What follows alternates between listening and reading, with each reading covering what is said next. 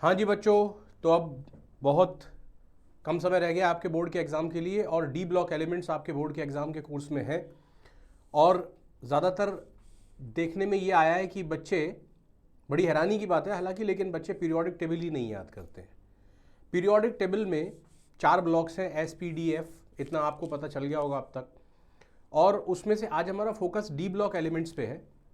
तो क्योंकि मैं ये मान के चल रहा हूँ कि आप में से बहुत से बच्चों ने पीरियोडिक टेबल याद नहीं की होगी, तो बड़े फेमस निमोनिक्स हैं जो कि हम पहले उनका यूज़ करेंगे पीरियोडिक टेबल के डी ब्लॉक एलिमेंट्स को याद करने में।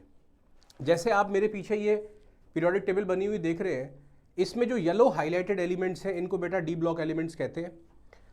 ये जो SPDF होते हैं ये बेसिकली सब ऑर्बिटल्स होते हैं जिनमें न्यूक्लियस के आसपास एटम में इलेक्ट्रॉन प्रेजेंट होता है। अब इसका जो डिस्कशन है वो डिटेल में एटॉमिक स्ट्रक्चर में है। कुछ बच्चों को आता होगा, वेल एंड गुड। जिनको नहीं आता वो सिर्फ इतना समझ लें कि न्यूक्लियस के आसपास जो इलेक्ट्रॉन होते हैं वो सब शेल में प्रेजेंट होते हैं।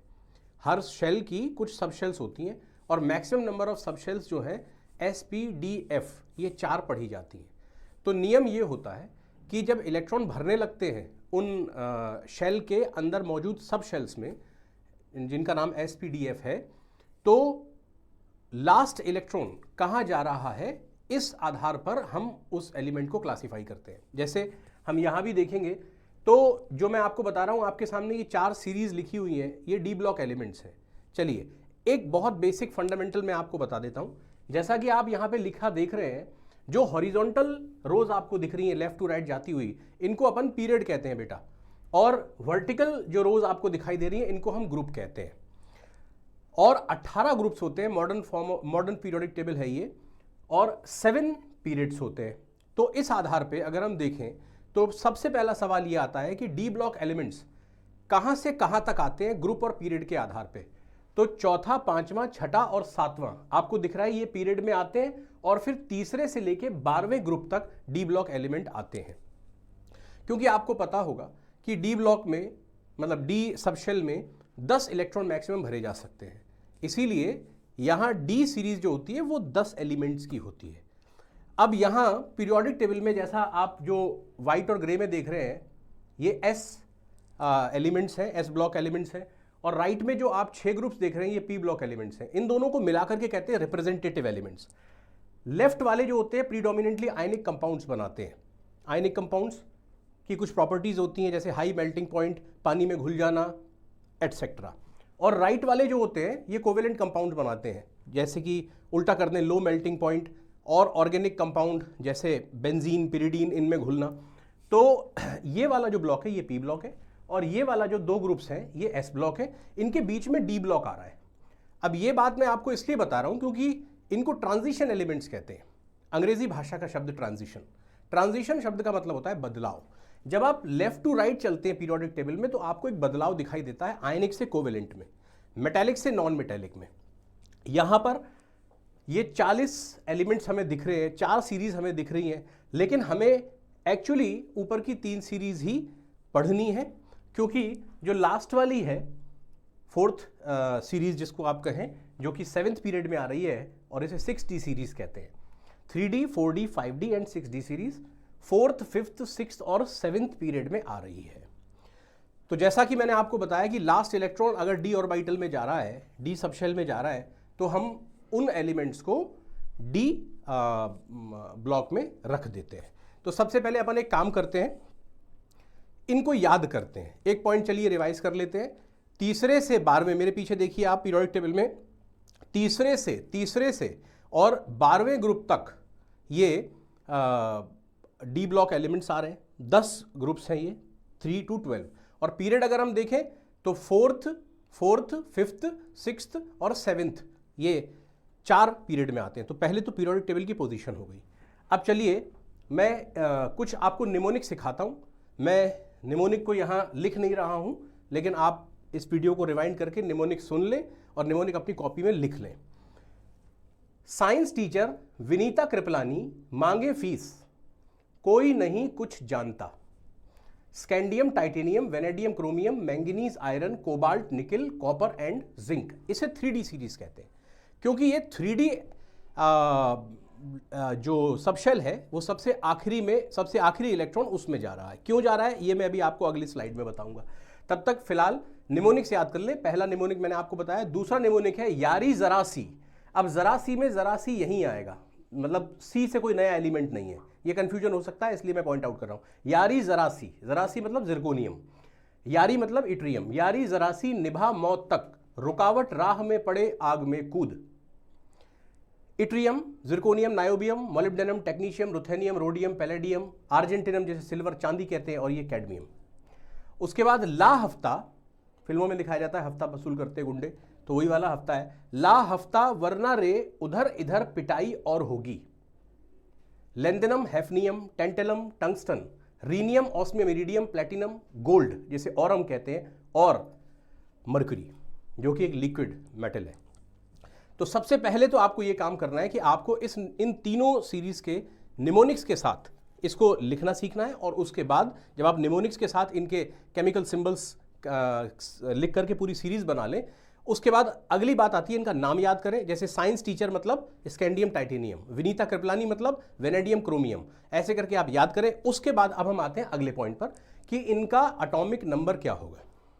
एटॉमिक नंबर, अच्छा एक चीज मैं आपको बता दूं कि एस ब्लॉक और पी ब्लॉक जिनको हम रिप्रेजेंटेटिव एलिमेंट्स कहते हैं, ये वर्टिकली पढ़े जाते हैं क्योंकि इनमें जो ग्रेडेशन ऑफ प्रॉपर्टीज आता है, जो सिमिलैरिटीज और डिससिमिलैरिटीज प्रॉपर्टीज में आती हैं, वो वर्टिकली ज़्यादा लॉजिकली एक्सप्लेन होती हैं।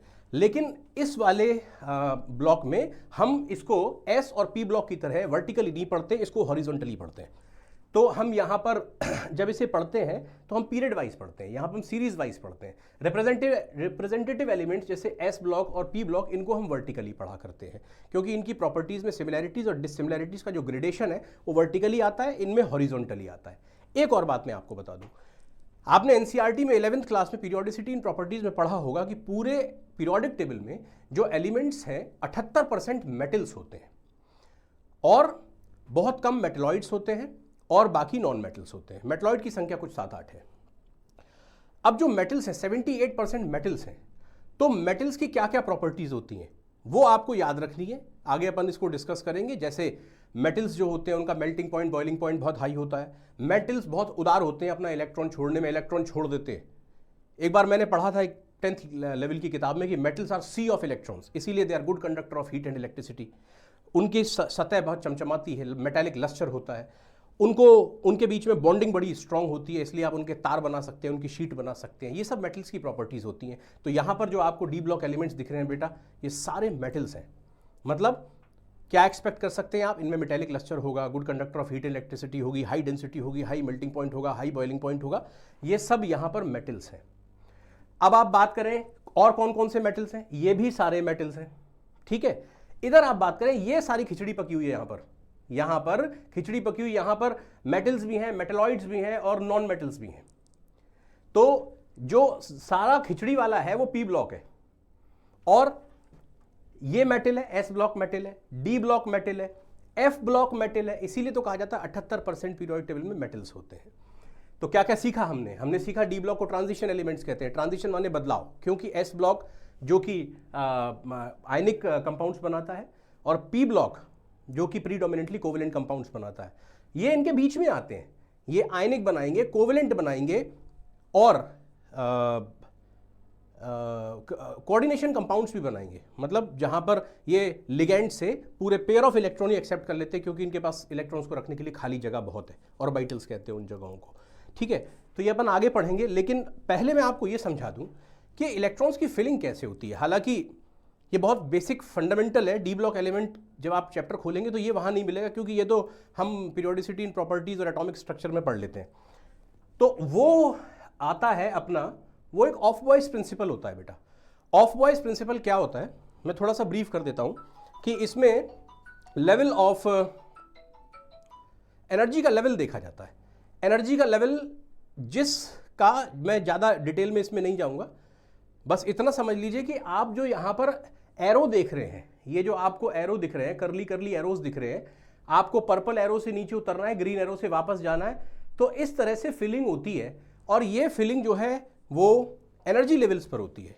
ये N+L रूल होता है एक, वो अपन दूसरे किसी लेक्चर में पढ़ेंगे। फिलहाल आप समझें कि जिस सीक्वेंस में यहां पर ऑफ बॉयज में ये सब शेल्स दिखाई गई हैं, जैसे पहली शेल की एक ही सब शेल संभव है तो 1s लिख दिया, दूसरी शेल की 2 सब शेल संभव है तो 2s 2p लिख दिया, तीसरी की 3 संभव है, चौथी की 4 संभव है और उसके आगे फिर सारे ही चौथे के बाद सबके 4 एटलीस्ट और 4 से ज़्यादा भी संभव है। तो फिलहाल हम यहाँ पर एनर्जी लेवल के हिसाब से इलेक्ट्रॉन्स को भरते हैं। अब एक एलिमेंट को हम यहाँ देख लें, जैसे फॉर एन एग्जाम्पल यहाँ पर मैं लेता हूँ स्कैंडियम, और स्कैंडियम जो है पहला एलिमेंट है, पहला ट्रांजिशन एलिमेंट है, 3D सीरीज में पहला है।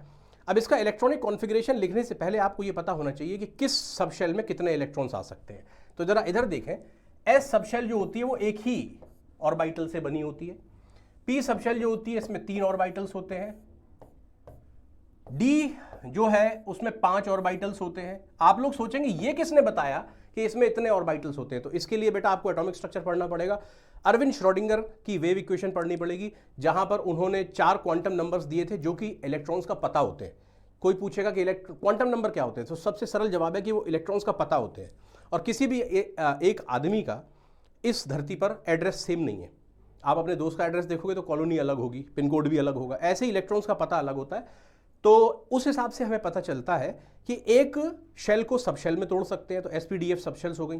फिर एक सब शेल को कितने ऑर्बिटल में तोड़ सकते हैं, ये हमें पता चलता है क्वांटम नंबर्स से। तो वो यहाँ का टॉपिक नहीं है। फिलहाल तो हम इतना समझ लें कि S में एक रूम है जिसमें 2 लोग रुक सकते हैं, मतलब 2 इलेक्ट्रॉन है। P में 3 रूम है तो इसका मतलब 6 लोग रुक सकते हैं, इसमें 6 आ जाएंगे इलेक्ट्रॉन्स। D में 5 रूम है, मतलब 10 इलेक्ट्रॉन आ जाएंगे। इसलिए नोटिस करिए कि जैसे ही एक इलेक्ट्रॉन आता है तो एक प्रोटॉन भी आएगा, मतलब प्रोटॉन, जैसे स्कैंडियम है 21 प्रोटॉन्स हैं, तो एक प्रोटॉन बढ़ाएंगे तो एक इलेक्ट्रॉन बढ़ेगा टाइटेनियम में। तो यहाँ पर 10 आ सकते हैं, इसीलिए डी ब्लॉक में 10 एलिमेंट्स हैं। एफ जो इनर ट्रांजिशन एलिमेंट्स है उसमें अगर आप देखोगे 1 2 3 4 5 6 और एक और बना लीजिए 7। यहाँ पर 7 ऑर्बिटल्स पॉसिबल हैं किसी भी एफ में। अब ऐसा नहीं है कि मतलब 4f में कि 5f में, अगर f है तो उसमें 7 कमरे हैं, 7 कमरे का मतलब 7 ऑर्बिटल, 7 ऑर्बिटल का मतलब 7 दूनी 14, क्योंकि हर ऑर्बिटल में 2 इलेक्ट्रॉन मैक्सिमम आ सकते हैं। तो यहां पर हमने क्या क्या देखा, हमने देखा कि d में 10 इलेक्ट्रॉन आ सकते हैं। Maximum number of electron maximum कितने पॉसिबल हैं, इसमें 2 आ सकते हैं, इसमें 6 आ सकते हैं, इसमें 10 आ सकते हैं और इसमें 14 आ सकते हैं। ये मैक्सिमम इलेक्ट्रॉन्स की संख्या है। अब इसी हिसाब से हम इलेक्ट्रॉनिक कॉन्फ़िगरेशन लिखना शुरू करेंगे और इसके एरो के साथ साथ चलेंगे। जैसे हमें सबसे पहले किसको लेना पड़ेगा, 1s, क्योंकि ये s है तो इसमें 2 इलेक्ट्रॉन आ सकते हैं। उसके बाद 2s, क्योंकि ये s है इसमें 2 इलेक्ट्रॉन आ सकते हैं। फिर 2p, अभी अपने पास 21 इलेक्ट्रॉन है, अभी 4 ही भरे हैं हमने, इसका मतलब 6 पूरे भर दो इसमें। फिर आएगा 3s, तो 3s में 2 आ सकते हैं। फिर 3p में भी 6 आ सकते हैं। अब यहां के बाद कहानी ये है कि बच्चा गलती करता है कि 3p के बाद 3d, अरे भाई ऐसे नहीं चलना है, आपको एरो के हिसाब से चलना है। तो 3p के बाद आपको लोअर एनर्जी में आना है, 4s पहले भरा जाएगा, तो 4s में 2, अगर अब आप गिनोगे तो इसका टोटल हो गया 20। अब 20 के बाद लास्ट इलेक्ट्रॉन किस में गया, आप देखें लास्ट इलेक्ट्रॉन किस में गया, फिर इस ग्रीन एरो से वापस आइए, ऐसा नहीं, यूं नहीं चलना है। ये आदत बच्चे डाल लेते हैं, कुछ गलती कर देते हैं, तो आपको यूं नहीं चलना है, आपको इन एरो के साथ साथ चलना है, जहां एरो पे नंबर आ रहा है वहीं चलना है। तो 4s के बाद आप यूं न चलने, 4s के बाद आप यूं ना चले, आप 4s के बाद यूं आए और फिर 3d में आप आ जाएंगे, तो आपके पास एक ही इलेक्ट्रॉन बचा हुआ है। अब बार बार इतना लिखना तो पॉसिबल नहीं है, तो अपन क्या करते हैं, एक शॉर्टकट मारते हैं। शॉर्टकट ये कि अगर आप नोटिस करोगे तो यहां तक का इलेक्ट्रॉनिक कॉन्फ़िगरेशन आर्गन का है। आर्गन एक नोबल गैस है, तो हम कैसे लिख देते हैं कि जो गोले में है ये हो गया आर्गन, 18 इलेक्ट्रॉन आर्गन जैसे कॉन्फ़िगरेशन में चले गए, और ये आ गया अपना 4s2। देखो अगर सीक्वेंस के हिसाब से देखोगे तो 3d अंदर आएगी क्योंकि वो तीसरी शेल की सब शेल है, और 4s बाहर आएगी। लेकिन अगर एनर्जी के हिसाब से देखोगे तो 4s पहले आएगी और 3d बाद में आएगी। बहरहाल आप दोनों तरह से इलेक्ट्रॉनिक कॉन्फ़िगरेशन लिख सकते हो, 3d1 4s2 भी लिख सकते हो। ऐसे करके अब आप सोचो कि ये स्कैंडियम का है, अब मैं नेक्स्ट जैसे टाइटेनियम का लिख रहा हूं इलेक्ट्रॉनिक कॉन्फ़िगरेशन, तो ये आ गया अपना टाइटेनियम। टाइटेनियम का एटॉमिक नंबर 22, तो एक आ गई तो बढ़ना है, तो आर्गन 18 और 4s में 2 इलेक्ट्रॉन पहले आएंगे, 4s में 2 इलेक्ट्रॉन पहले आएंगे, तो 18 और 2 20, क्योंकि 4s की एनर्जी कम है, और उसके बाद 20 के बाद 2 और बचे क्योंकि टाइटेनियम 22 है, तो 2 यहां आ गए। अब ये सीक्वेंशियली एक एक इलेक्ट्रॉन बढ़ते बढ़ते बढ़ते बढ़ते 10 इलेक्ट्रॉन जब जिंक में पूरे भर जाएंगे 3d10 4s2, तब जाके सीरीज कंप्लीट होगी। इसलिए डी सीरीज में 10 एलिमेंट होते हैं। आई होप आपको समझ आ गया होगा। तो ये हमने एक बेसिक फंडामेंटल चीज पढ़ी आपको ये समझाने के लिए कि लास्ट इलेक्ट्रॉन आप देखें, लास्ट इलेक्ट्रॉन इसमें एक था लास्ट इलेक्ट्रॉन तो वो डी में गया, इसमें 2 थे लास्ट इलेक्ट्रॉन तो वो डी में गए। जब तक 3d पूरा नहीं भर जाएगा तब तक वो उसमें जाते रहेंगे, और 3d के बाद फिर 4p भरना शुरू होगा। तो हम कहां पहुंच जाएंगे 30 के बाद? 30 के बाद हम पहुंच जाएंगे बोरोन ग्रुप में पहुंच जाएंगे, वो p ब्लॉक एलिमेंट है। तो इस तरह से बेटा पूरी पीरियोडिक टेबल हमारे इलेक्ट्रॉनिक कॉन्फ़िगरेशन पे डिपेंडेंट है। इतना ही नहीं, आगे आने वाली जितनी भी फिजिकल एंड केमिकल प्रॉपर्टीज हैं, बिहेवियर है, स्टैंडर्ड इलेक्ट्रोड पोटेंशियल है, everything depends upon the electronic configuration. तो ये लिखना, ये समझना, पढ़ना बहुत ज़रूरी है। मैंने 2 एलिमेंट्स का आपको बताया है, आपको सबका ऑफ बॉयस प्रिंसिपल के हिसाब से इलेक्ट्रॉनिक कॉन्फ़िगरेशन लिख लिख के देख लेना है। जो वाकई में सीखना चाहता है सबसे पहला काम ये करे कि निमोनिक्स के साथ सीरीज याद करे, तो उसको क्या है, केमिकल सिंबल की सीरीज याद हो जाएगी। फिर ये याद करे कि साइंस टीचर विनीता कृपलानी, मतलब स्कैंडियम, टाइटेनियम, वेनेडियम, क्रोमियम, ऐसे करके याद करे। फिर एटॉमिक नंबर याद करे, दूसरा फेज। फिर तीसरे फेज में आपको इलेक्ट्रॉनिक कॉन्फ़िगरेशन याद करना है। ये इतनी आसान चीज़ें हैं कि आप एक एक घंटा भी अगर 3 दिन लगा दो तो आपकी सारी समस्याएं सॉल्व हो जाएंगी। चलिए अब आगे बढ़ते हैं। तो हम लोग डी ब्लॉक एलिमेंट्स के बारे में जो बात कर रहे थे, ये पीरियोडिक टेबल हम देख रहे थे। यहाँ पर ये सारे के सारे एलिमेंट्स जो हैं पीले में जो कवर्ड है, ये ट्रांजिशन एलिमेंट्स हैं। तीनों सीरीज मैंने आपको दिखा दी। अब यहाँ एक ऐसी बात है जो मुझे यहीं आपको इंट्रोड्यूस करनी है, इंट्रोडक्टरी फेज में ही है वो। जैसे लेंथेनम 57 है, उसके बाद आप देखें हैफनियम में 72 आ रहा है। ये बीच के 14 एलिमेंट्स कहाँ गए? 58 से 71 तक, सीरियम से ल्यूटीशियम तक। ये सीरियम से ल्यूटीशियम तक नीचे क्यों आ गए?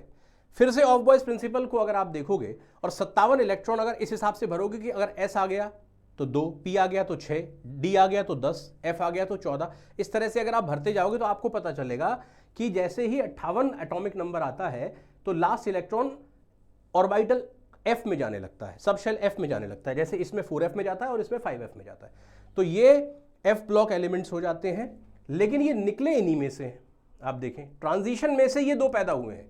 जैसे ये पूरी सीरीज ऊपर वाली लेंथेनम और हैफनियम के बीच में आती है, अगर हम इनको यहां प्लेस करेंगे तो हमारा पूरा पीरियोडिक टेबल की सिमेट्री बिगड़ जाएगी। इसलिए इनको अलग रख दिया और हमने कहा inner transition elements. Inner transition elements भी मेटल्स होते हैं और F ब्लॉक एलिमेंट्स कहलाते हैं। एक्टिनियम से ये रदरफोर्डियम, इनके बीच में जो एलिमेंट्स हैं 14, वो अगली इनर ट्रांजिशन सीरीज बनाएंगे। तो 2 इनर ट्रांजिशन सीरीज हैं, ये भी मेटल्स हैं, ये भी मेटल्स हैं, ये भी मेटल्स हैं, इसीलिए कहा गया 78% आर मेटल्स। और इतना ही नहीं, इधर भी कुछ मेटल्स हैं। तो most of the elements in the periodic table known to us are metals. Sorry. तो ये पूरा डी ब्लॉक एलिमेंट्स हो गया, इंट्रोडक्शन फेज हो गया। अगली क्लास में मैं आपको इनकी फिजिकल प्रॉपर्टीज़ और केमिकल प्रॉपर्टीज़ के बारे में बताऊंगा। तो आप लोग इसको अच्छे से प्रिपेयर कर लीजिए बेसिक्स को। कल मैं आपको अगली क्लास रिकॉर्ड करके इसकी दूंगा। Thank you.